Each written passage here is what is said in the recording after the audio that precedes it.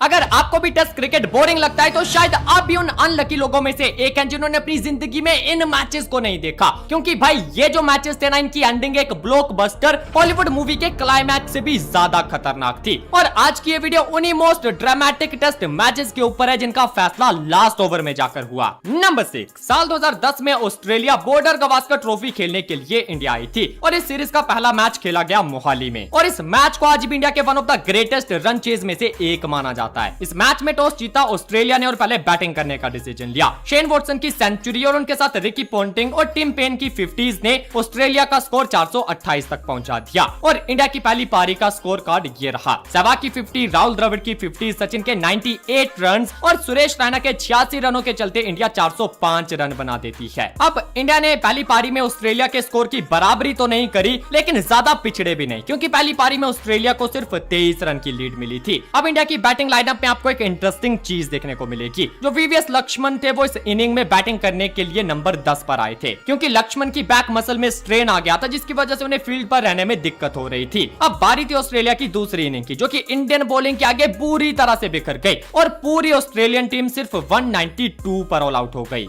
यानी कि इंडिया को टारगेट मिला था 216 रनों का, लेकिन इस टारगेट को चेस करने में इंडिया की स्टार्ट अच्छी नहीं रही और पहले ही ओवर में गौतम गंभीर 0 पर आउट हो गए और फिर यहां से इंडिया की विकेट्स एक के बाद एक गिरती चली गई। इंडियन टीम के कोलैप्स के चलते इंजर्ड हो चुके वीवीएस लक्ष्मण को भी 7 नंबर पर बैटिंग के लिए आना पड़ा, लेकिन लक्ष्मण के अराउंड विकेट्स गिरती जा रही थी और स्कोर कार्ड कुछ ऐसा हो गया था। इंडिया के 124 पर 8 खिलाड़ी आउट हो चुके थे, यानी कि इंडिया को अभी भी ये मैच जीतने के लिए 92 रन और चाहिए थे और ऑस्ट्रेलिया को चाहिए थी सिर्फ 2 विकेट्स, जिनमें से एक थे इंजर्ड हो चुके वीवीएस लक्ष्मण। लेकिन फिर जो हुआ उसने इस मैच को हिस्टोरिकल बना दिया। लक्ष्मण ने एग्रेसिव इंटेंट से खेलना शुरू करा और उनका साथ दिया 10 नंबर के खिलाड़ी ईशांत शर्मा ने, और इन दोनों ने 9वें विकेट के लिए 81 रन की पार्टनरशिप कर दी, जिसमें ईशांत शर्मा के क्रूशियल 31 रन थे। लेकिन एंड मोमेंट पर आकर ईशांत शर्मा एलबीडब्ल्यू आउट हो गए और इंडिया को अब भी 11 रन और चाहिए थे। इसके बाद वीवीएस लक्ष्मण, जो कि रनर लेकर खेल रहे थे, उनका साथ देने के लिए आते हैं प्रज्ञान ओझा। और भाई इन 11 रनों को बनाने के लिए जो ड्रामा हुआ ना, वो आउटस्टैंडिंग था। कभी रन लेने में misunderstanding, wrapped on the pads, not out says Billy, a chance of a run out, overthrow, कभी एलबीडब्ल्यू की अपील तो कभी रन आउट का मिस होना और फिर उस पर ओवरथ्रो का चौका मिलना।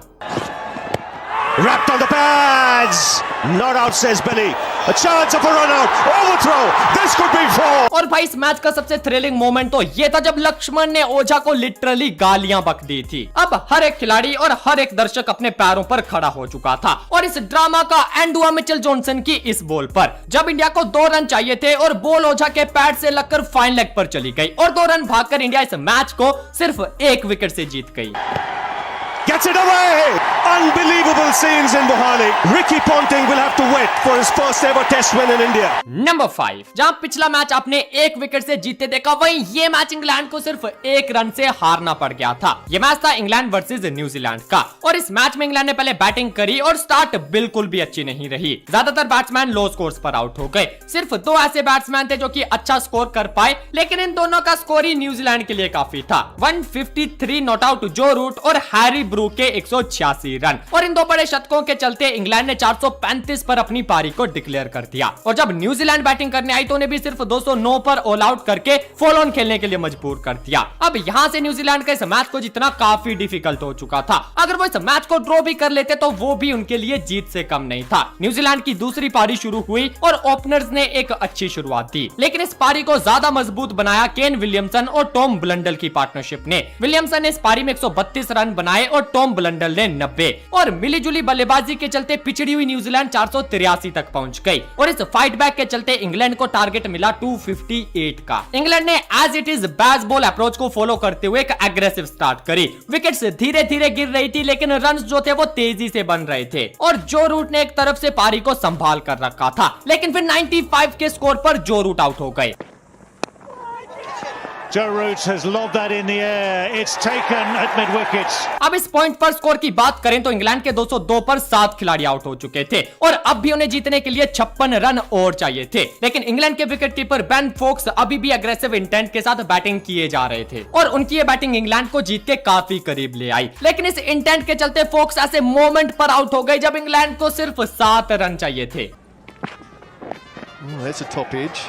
Top edge! और इसके बाद इंग्लैंड के last player Jimmy Anderson crease पर आते हैं और एंडरसन के चौके ने इंग्लैंड को जीत के सिर्फ 2 रन दूर पहुंचा दिया। Oh, he swung it. He swung it.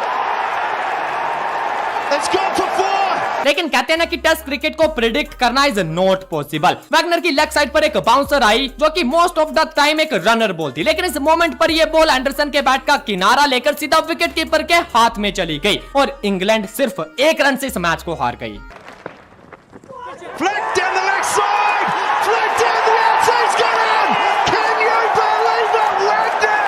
Number 4, पहले आप इस टेस्ट मैच का एंडिंग सिनेरियो देखो। सिर्फ 2 ओवर्स बाकी थी। वेस्ट इंडीज को यह मैच बचाने के लिए इन 2 ओवर्स को सरवाइव करना था, लेकिन उनकी विकेट सिर्फ 1 बाकी थी और पाकिस्तान को यह मैच जीतने के लिए ऑब्वियसली इन 2 ओवर्स के अंदर इस 1 विकेट को लेना था। अब इस मैच की थोड़ी प्रीवियस समरी देखते हैं। 2017 में पाकिस्तान वेस्ट इंडीज के टूर पर गई थी। अब इस सीरीज का पहला टेस्ट मैच पाकिस्तान ने 7 विकेट से जीता था और दूसरा मैच 106 रन से वेस्ट इंडीज जीती थी, यानी कि ये इस सीरीज का लास्ट और डिसाइडर मैच था। अगर पाकिस्तान इस मैच को जीत जाती तो वो हिस्ट्री में पहली बार वेस्ट इंडीज के अंदर कोई टेस्ट सीरीज जीतने वाली थी। अब बात करते हैं इस मैच की। पाकिस्तान ने पहले बैटिंग करी और पहली पारी में 376 रन बना दिए और फिर वेस्ट इंडीज को उनकी पहली पारी में 247 रन पर ऑल आउट भी कर दिया और पाकिस्तान ने पहली पारी में 129 रन की लीड ले ली। अपनी दूसरी पारी पाकिस्तान ने 174 के स्कोर पर डिक्लेयर कर दी और वेस्ट इंडीज को टारगेट मिला 304 का और इस टारगेट को चेस करते हुए वेस्ट इंडीज पहुंच चुकी थी अब इन लास्ट के 2 ओवर्स में। उनका स्कोर था 202 पर 9 विकेट्स, यानी कि यहां से वो मैच तो जीत नहीं सकते थे,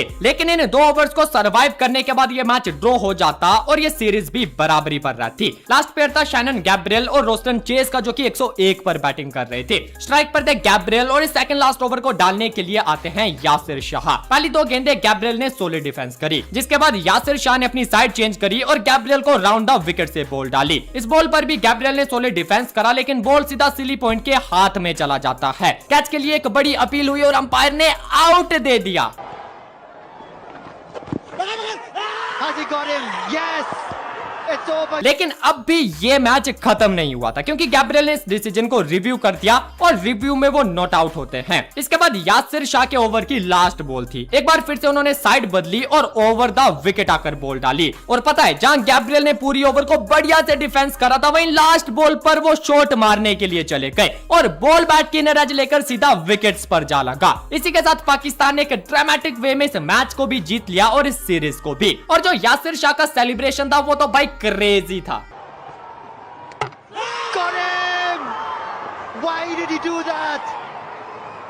Unbelievable!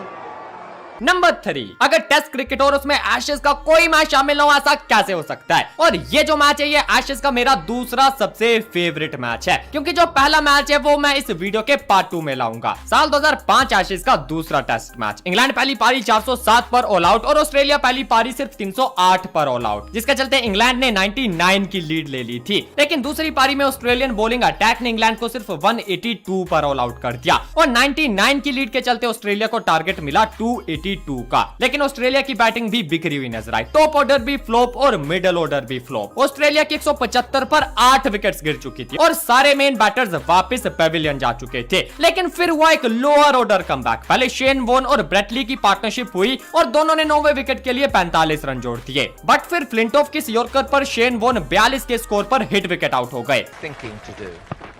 Got him. Well done, Flintoff. इस विकेट के बाद ऑस्ट्रेलिया को अब भी 62 रन और चाहिए थे और इंग्लैंड को चाहिए थी सिर्फ 1 विकेट। बट ब्रेटली ने यहां से डू और डाई अप्रोच दिखाई और एक एग्रेसिव इंटेंट के साथ बैटिंग करी और ब्रेटली के साथ माइकल कैस्प्रोविक ने भी उनका अच्छा साथ दिया और ये दोनों ऑस्ट्रेलिया को जीत के करीब ले आए। अब ऑस्ट्रेलिया को जीतने के लिए 10 से भी कम रन चाहिए थे और यहां से इन दोनों ने संभल कर एक रन लेना शुरू किया और धीरे धीरे ये टारगेट को कम करते चले गए। दोनों ने मिलकर लास्ट विकेट के लिए 59 रन जोड़े थे और अब सिर्फ 3 रन चाहिए थे। लेकिन यही स्टीव हार्मिसन की ये बाउंसर आती है जिसे माइकल कंट्रोल नहीं कर पाते और कीपर के हाथों में कैच दे बैठते हैं और ऑस्ट्रेलिया इस फाइट बैक के बाद भी इस मैच को सिर्फ 2 रन से हार जाती है। What a victory! England have pulled it off. The crowd इसी के बाद एशेज हिस्ट्री का one of the most iconic moment भी देखा गया जब इंग्लैंड के एंड्रयू फ्लिंटॉफ ने ब्रेट ली के पास जाकर उनके एफर्ट के लिए उन्हें कंसोल किया। मतलब भाई यही वो मैचेस होते हैं जिनकी वजह से क्रिकेट हमेशा जिंदा रहेगा। नंबर 2, अब आप एक्सपीरियंस करने वाले हो टेस्ट क्रिकेट का one of the greatest final over. Lord's में इंग्लैंड वर्सेस श्रीलंका का मैच था, पर पहले आप इस मैच का सिनेरियो समझ लो। श्रीलंका के 8 खिलाड़ी आउट हो चुके थे और वो इस मैच को ड्रॉ करने के लिए खेल रहे थे और उन्हें सिर्फ ये लास्ट ओवर सरवाइव करना था। बॉल थी स्टुअर्ट ब्रॉड के हाथ में और सभी फील्डर्स बैट्समैन के अराउंड आकर खड़े हो गए थे और ब्रॉड की पहली बॉल एक बाउंसर थी जिसे श्रीलंका के रंगना हैरत छोड़ते छोड़ते अपना ग्लव लगा बैठे और कीपर के हाथों में कैच आउट हो गए।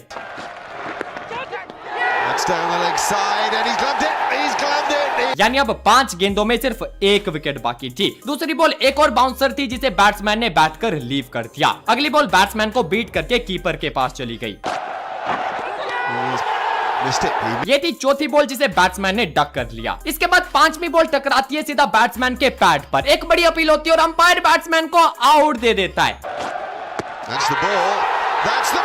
लेकिन रुको जरा, सब्र करो क्योंकि ट्विस्ट अभी बाकी था। बैट्समैन ने रिव्यू लिया और ये देखा गया कि एक बड़ी इनसाइड एज थी और अंपायर को अपना डिसीजन रिवर्स करना पड़ा। यानी कि मैच अब भी जिंदा था। अब बढ़ते इस मैच की आखिरी बॉल पर जो कि इस मैच का पूरा फैसला करने वाली थी। मैक्सिमम फील्डर्स को स्लिप में खड़ा करके ब्रॉड ने बैट्समैन को ड्राइव कराने के लिए फुल लेंथ पर बॉल डाली। बैट्समैन ने बॉल की तरफ बैट भी फेंका और बॉल बैट की एज लेकर स्लिप की तरफ भी चला गया, लेकिन फील्डर के हाथ से बस कुछ इंचेस पहले बॉल ग्राउंड से टकरा गया और ये मैच ड्रॉ हो गया।